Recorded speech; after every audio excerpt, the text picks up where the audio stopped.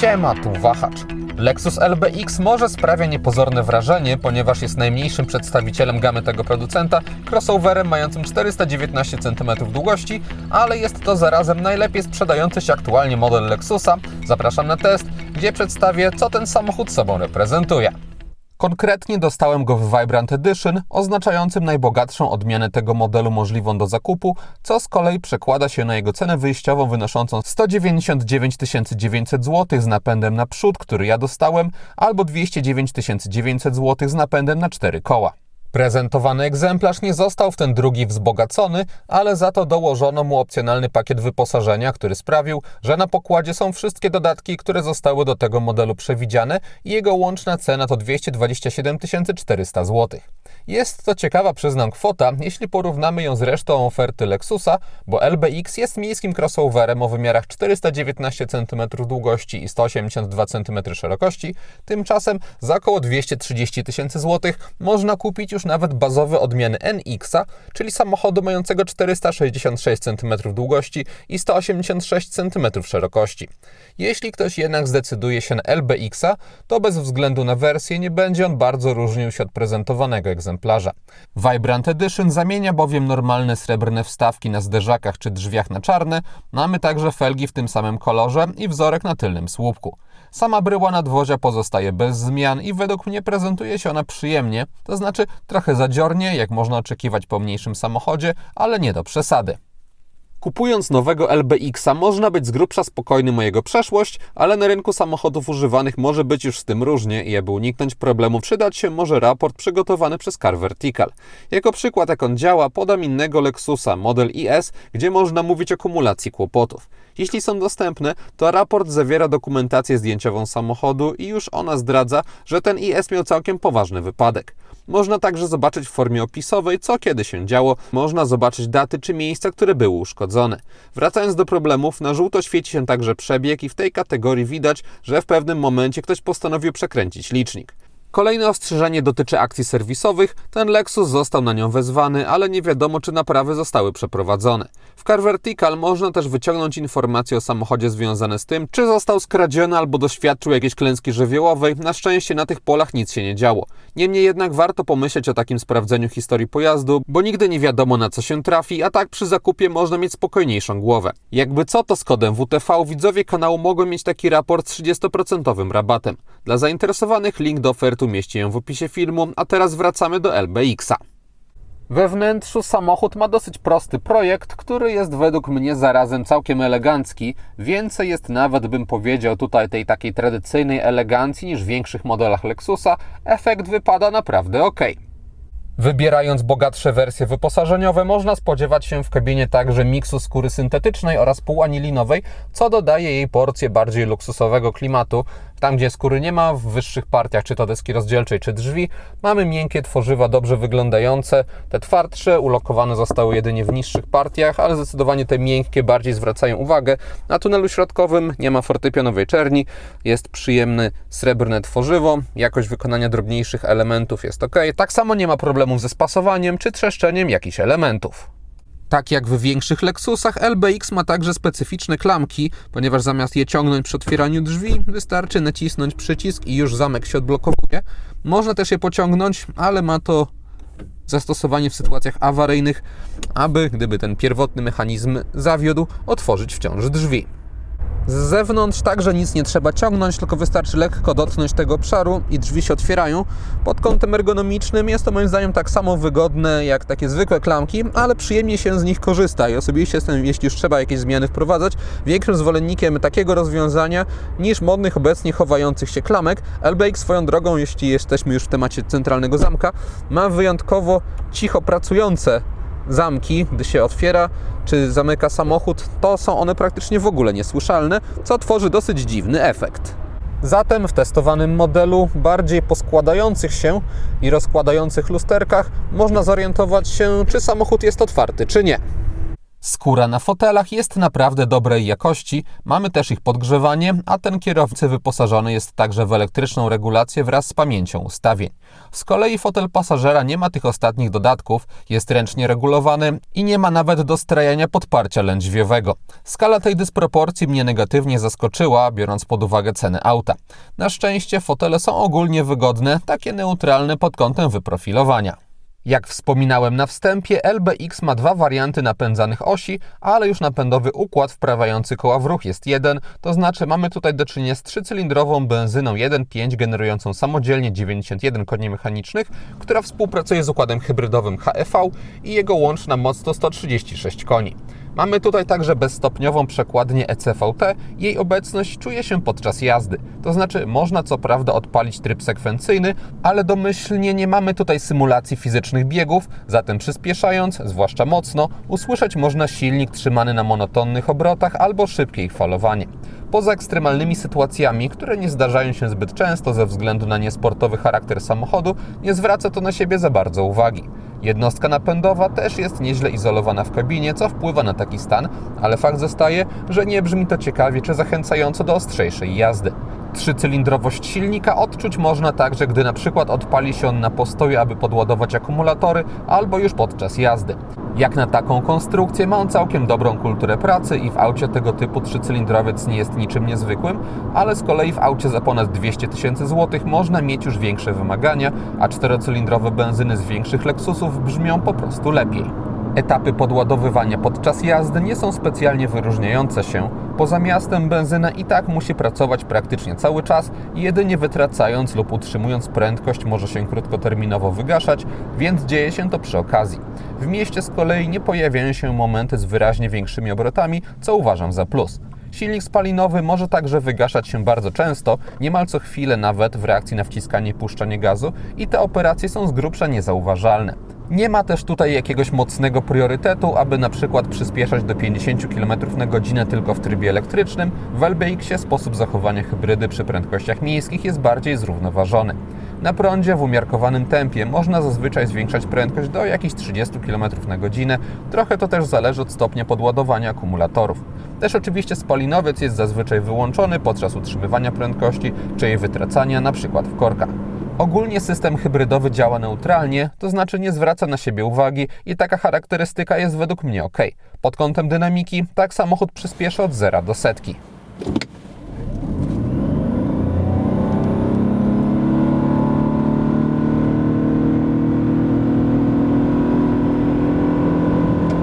A tak od 90 do 140 km/h.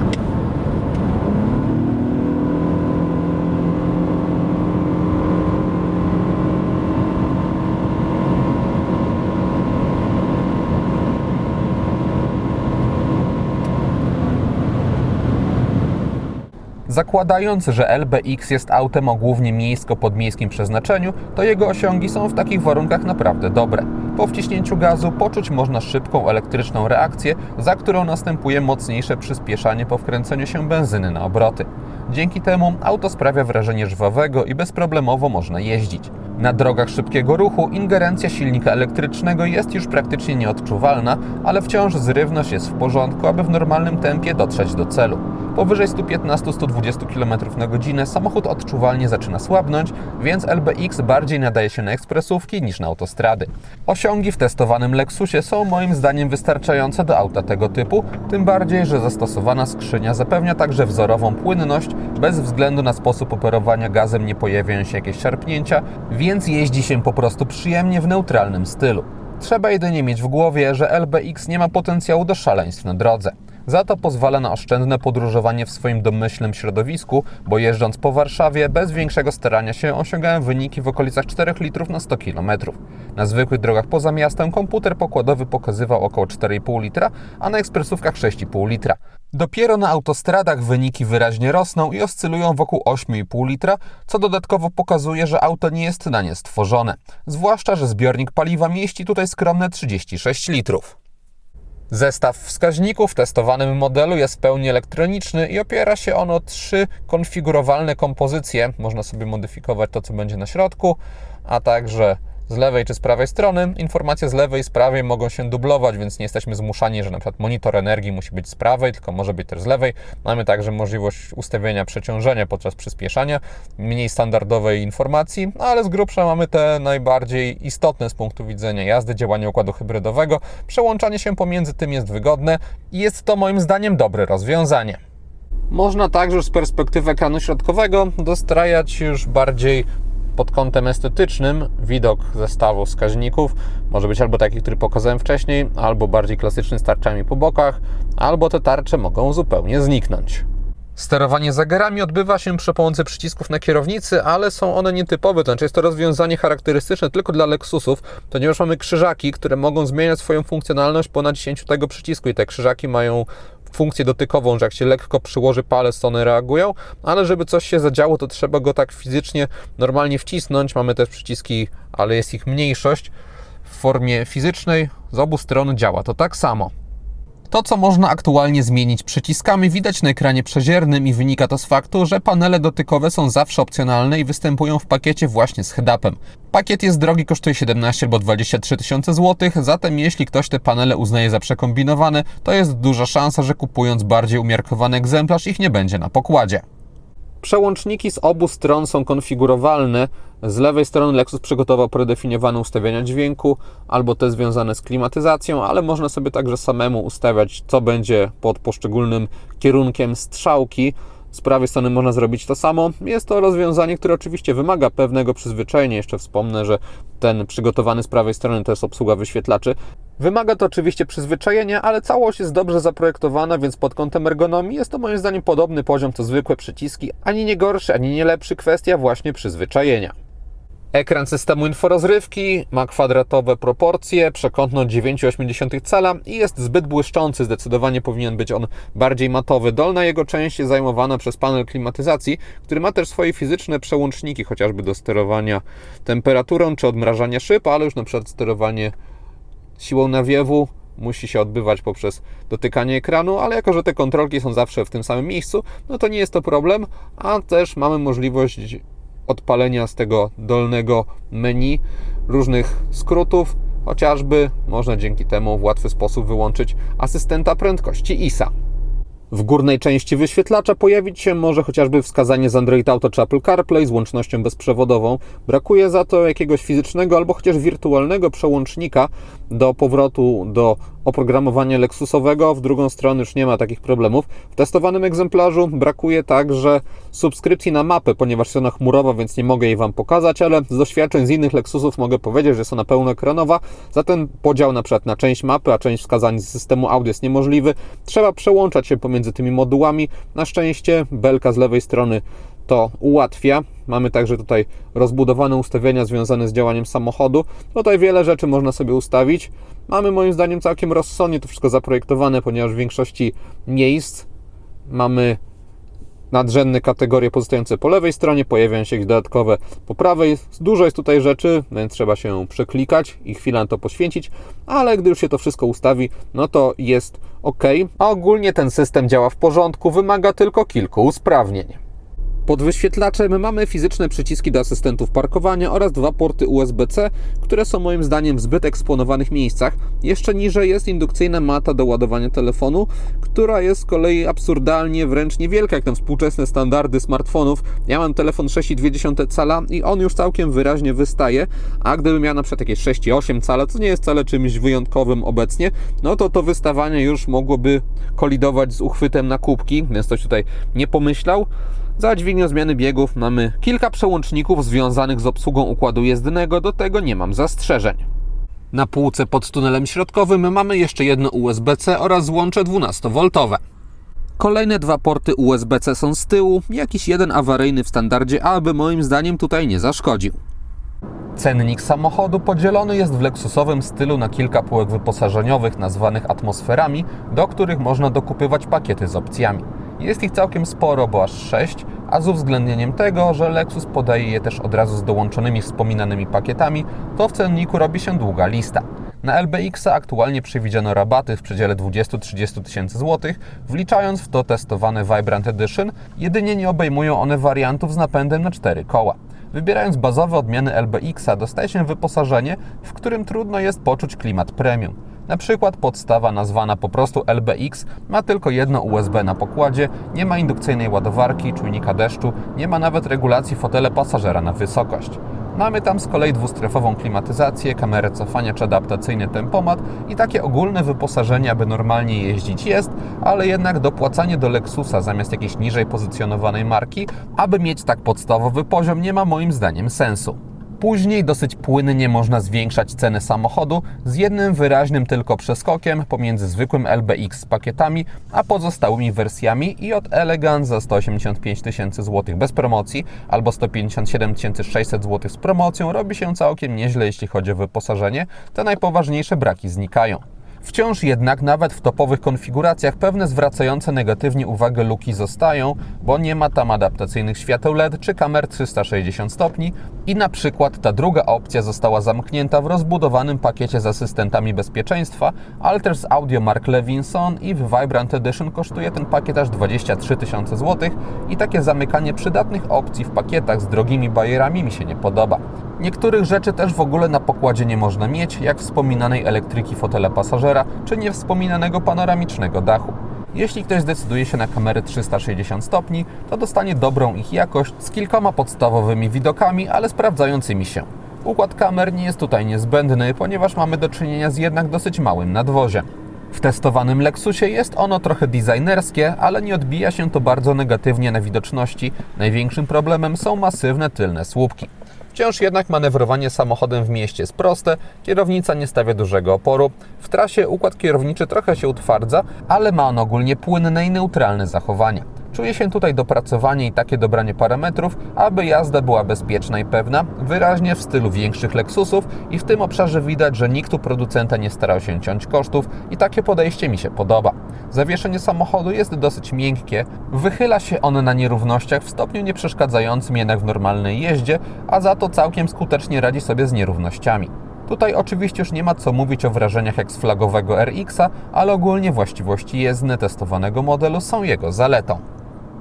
W kabinie LBX-a w bogatszych odmianach mamy pakiet dekoracyjnego oświetlenia z 50 kolorami, podświetlone są drzwi, przestrzeń na nogi oraz tunel środkowy. Tych przestrzeni na nogi za bardzo nie widać. Nie można także, pomimo sporej ilości barw, miksować ich jakoś. Zawsze tylko jeden może być kolor dominujący, albo jakieś kompozycje przygotowane przez producenta, albo można sobie wybrać z takiej palety. Można za to niezależnie sterować jasnością góry i dołu. Nie jest to nic specjalnie efektownego, ale jednak trochę rozjaśnia wnętrze i dobrze, że coś takiego się na pokładzie pojawiło. Instrumenty pokładowe, one już niezmiennie podświetlone zostały na kolor biały, co zapewnia odpowiednią czytelność. Nie ma żadnych braków w ich podświetleniu. Przednie światła testowanego Lexusa mają prosty kształt, oparty tylko o jeden LEDowy pasek, ale ma on moim zdaniem przyjemny kształt i swoją obłością dobrze pasuje do stylistyki samochodu. Okazjonalnie ten pasek służy również za kierunkowskazy. Te w bocznych lusterkach prezentują się tak. Z tyłu mamy podobne podejście jak z przodu, pojedyncze zaoblone segmenty świetlne po bokach, połączone jeszcze paskiem na środku.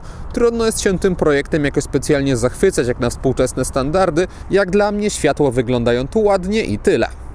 Jeśli ktoś już zdecyduje się dopłacić do najlepszych przewidzianych do testowanego modelu świateł, to dostanie adaptacyjność polegającą na takim wycinaniu pionowym fragmentów wiązki, aby nie oślepiać innych kierowców, a zarazem maksymalizować doświetlanie reszty drogi. Tym, co zwróciło moją największą uwagę w tych LEDach, jest ich moc świecenia, bo wiązka jest daleka i też naprawdę wysoka i to nie tylko gdy drogowe są na całym obszarze przed samochodem odpalone, ale też wtedy, gdy tylko boczne sekcje mają włączone maksymalne światła. Poza tym mamy rozsądne wychwytywanie przez komputer innych pojazdów, bo gdy ich światła pojawiały się, też na długich, prostych nawet, to bez większej zwłoki tworzony był świetlny tunel i nie spotkałem się z sytuacją, gdy oprogramowanie Lexusa się wyraźnie spóźniło. Precyzja LEDów wypada ok, chociaż nie jest jakaś rekordowa, wciąż jednak w pełni wystarczająca do prawidłowego działania. Ogólnie adaptacyjne LEDy testowanego LBX-a są dobrze zaprojektowane i przydają się podczas jazdy po zmroku i warto do nich dopłacić. Szkoda tylko, że trzeba to robić w każdej z wersji wyposażeniowych. Na tylnej kanapie po ustawieniu przedniego fotela pod siebie na nogi jest kiepsko, ponieważ moje kolana wyraźnie wbijają się w oparcia przednich foteli. Na szczęście one są miękkie, a też fotel jest rozsądnie gruby, więc osoba siedząca przede mną nie czułaby aż tak bardzo tych kolan. Nad głową też jest kontakt, to znaczy, gdy się konkretnie wyprostuję, to stykam się włosami z podsufitką, ale nie jakoś bardzo, to znaczy lekkie pochylenie głowy by wystarczyło bez konieczności jakiegoś garbienia się. Tunel środkowy w testowanym modelu jest w niewielkim stopniu wystający. Tylna kanapa prezentuje się tak, co rozczarowujące, nie ma co w niej liczyć na rozkładany podłokietnik. Bagażnik LBX-a w zależności od obecności napędu na 4 koła ma 255 albo 332 litry pojemności. Dostajemy tutaj niski próg załadunkowy, sporych rozmiarów otwór, a także regularne kształty z wyjątkiem obszaru łączenia z tylną kanapą. Z praktycznych dodatków po bokach jedynie z lewej strony znaleźć można złącze 12V. Pod podłogą, w testowanym egzemplarzu, są niewielkie schowki. Maksymalne zdolności ładunkowe samochodu według katalogu już bez względu na rodzaj napędu są takie same, to znaczy podane jest 994 litry. Na podłodze mamy niestety wyraźny uskok. Podsumowując, Lexus LBX to fajny niewielki crossover. Ładnie wygląda z zewnątrz, ma eleganckie, dobrze wykonane wnętrze i przyjemnie się nim jeździ. Jak ktoś chce mieć nienudny, ale wciąż rozsądny samochód tego typu, oparty o dobrze postrzeganą u nas technologię hybrydową Toyoty, to ten model się sprawdzi. Problemem jest jednak, ile trzeba będzie za niego zapłacić, bo niemal 230 000 złotych za mieszczucha to naprawdę ogromna kwota. Tak jak wspominałem na wstępie, można za te pieniądze patrzeć już w stronę wyraźnie wyżej pozycjonowanych aut. A taki LBX na wypasie może pozwolić poczuć się dobrze za sprawą jakości kabiny czy systemu audio, ale też jednak pokazuje na różnych polach, jak trzycylindrowość silnika, ilość miejsca z tyłu czy brak podłokietnika w tej części nadwozia albo pojemność zbiornika paliwa, że jego rdzeniem jest po prostu mały crossover, który nigdy nie miał być tak premium jak na przykład wspominany NX. Zatem w konfiguracjach przekraczających 200 000 złotych ten samochód jest dla mnie propozycją dla osób, które mają dużo pieniędzy, bez większych ograniczeń pod tym względem i po prostu nie chcą nic większego, bo to auto ma służyć głównie do miasta, a w garażu stoi jeszcze coś innego. Wtedy z oszczędną hybrydą i byciem ogólnie udanym samochodem LBX będzie ok. Ale przy innych uwarunkowaniach finansowych wypada rozpatrywać wyraźnie tańsze konfiguracje i sprawdzić, czy da się znaleźć zadowalające wyposażenie za odpowiednią cenę, bo samochód wciąż ogólnie jest dosyć drogi. Znaczek Lexusa działa. Na szczęście aktualne rabaty znacznie poprawiają szanse na sukces poszukiwań. I to wszystko, co przygotowałem o LBX-ie. Dziękuję za uwagę i mam nadzieję, że jego test się podobał. Jeśli tak było, zachęcam do dania temu filmowi łapki w górę, będzie mi z tego powodu bardzo miło. Jeśli ktoś nie ma, to zapraszam również do subskrypcji kanału, ponieważ kolejne materiały na Wahacz TV pojawią się już wkrótce. Na razie!